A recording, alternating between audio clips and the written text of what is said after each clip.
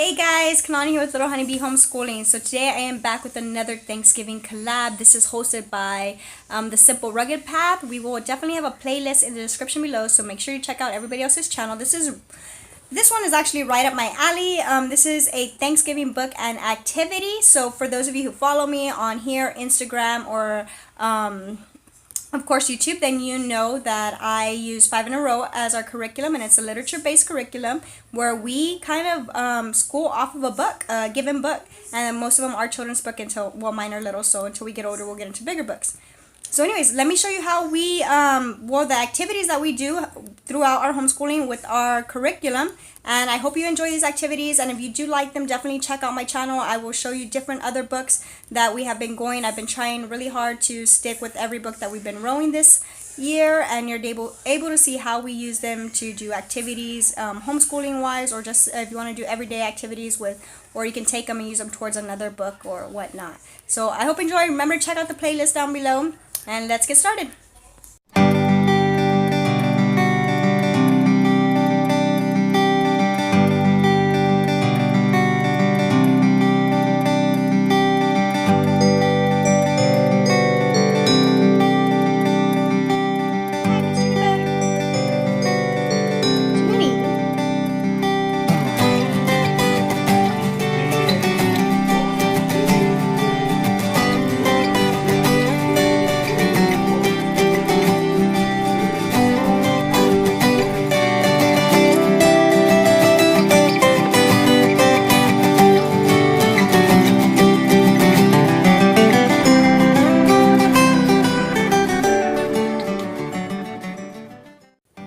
Cranberry Thanksgiving is a great book. This is our third year rowing it, so my kids fully do enjoy it. So one of the activities we definitely do is we bake stuff. So we did cranberry pancakes one day. What I like to do with our books is find the origin or the setting of the story, and then we create a flag from the state or the continent, whatever it may be, and the kids really do enjoy this. So this is like something we always do with our books. And since this is a Thanksgiving book, we did get we went with Rhode Island this way, but we have Massachusetts already. We talked about New England, the 13 colonies, so it was great. I branch off from our books, and since it is Thanksgiving, we are doing Native American. So here they are picking the reservations out that they have in today in the United States. So they did that. They did an easy little craft, and they made feathers, and then they tied them on with some just headband things that we had at home. So that was a fun craft. And then on our second day for language, we always do cards. I picked a lot of harvest words. Some of them were not in our manual. Some are from a harvest book that we picked up, because Thanksgiving is about harvest, and that is what I'm trying to teach my kids, that it's not just about the family and togetherness, which is great, but it was the time when people, they're appreciating the food that they actually grew themselves and the hard work they put into things, into that whole year. So that's why they celebrate the Thanksgiving, the harvest. We use this as spelling for my third grader. He does these. My first grader here does. She says the letters out loud while she is writing out the words. I read them out, and then she traced over them with color of her choice. And this is just a good form of copy work for her. So it does help with everything as far as what I'm keeping leveled for her grade. The following day, an easy activity for teaching about judging someone's character. No, close the bag. So you have 2 bags here. Y'all can pick one bag. Which one do y'all pick? Take a vote between y'all. Which bag do y'all pick? What a mouse.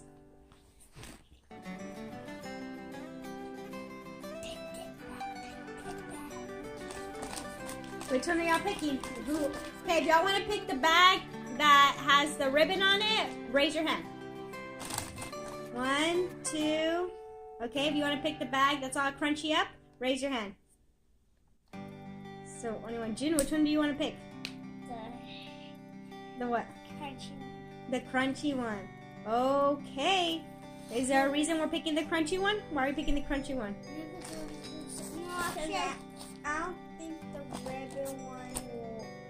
Because even though it's all nice, that doesn't mean that it's gonna have a lot of stuff in it. Sounds like a bake.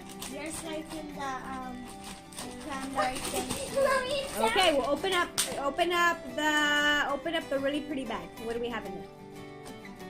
Now open it up. Just take the little ribbon out of there. Yeah! What do we have in there? Rice. A bag of rice. Oh my goodness. Okay, let's open up the little squishy, dirty bag. What's in there? Marshmallows. Marshmallows. Okay, so our lesson here is to not judge a book by its cover, which is the phrase. Yes, you may have some. But it's also don't judge it like Memphis. Nope, they're your seeds. Like Memphis mentioned, we do not pick something just because it's pretty, because it doesn't mean it's anything more special than something that's not. That's how we don't judge people's character, right? Just because they wear different clothing than us doesn't mean that they are less than we are, right? That's the cranberry. Another great activity is a sensory bin for any book during any season, holiday. The kids really enjoy this, and it's definitely something I like to do towards the beginning of the week, so that way it's able to be out all week long, and something for the toddlers to do if I have something really important to do with the older kids at a time. This one was really simple. I just picked up a turkey from the Dollar Tree, was magnetic, and then added some cranberries, dyed rice that we saw in the previous activity, and then some leaves from the Dollar Tree, and the tin I already had at home. Here my son is doing which is this day was actually art day, and what we do is I like to have him recreate an image from the story. His goal has been to be recreating Mr. Whiskers here, which is one of the main characters in the story. So they recreate it however they like. I think one year he did it just in matte pencil, this year he did it in pencil. Hopefully next year we can do chalk pastels, but again, you can pick any image out of your book, especially if it's so like for Thanksgiving stories you could have done the cover has a turkey or whatnot, and like I said, this is just one of his favorite things to do. I hope you're enjoying these activities. I know some of them are a little school-based, but again, they are hands-on, and I hope you get something out of them. You can do them different ways, like the vocabulary. We've done it where I've cut up the card after I wrote the word on it and then had them put them together back like a puzzle before. I've also done it where I've had them act out the words from the index cards, and they're able to do that as well. That's another great activity. It just I like to do them different with every story, so that way we don't get the same routine all the time, but we're still structured, but we're not constantly on a schedule. So you can definitely do different things with them. And like I said, everything is just really easy and hands-on for my children, and I tend to like that. We have my third grader, which is the one who's drawing the picture right now, and then my first grader is the one who's sitting there watching him and draw the picture. She does do art as well. She's actually going to show up in the next one. Well, I don't think I have her showing up there, but it is her picture. The other thing we like to use is Art Hub, which is on YouTube, and I really enjoy using Art Hub because it's a time where they can just sit there and they follow instruction from someone else. They have to really pay attention because they do everything little by little.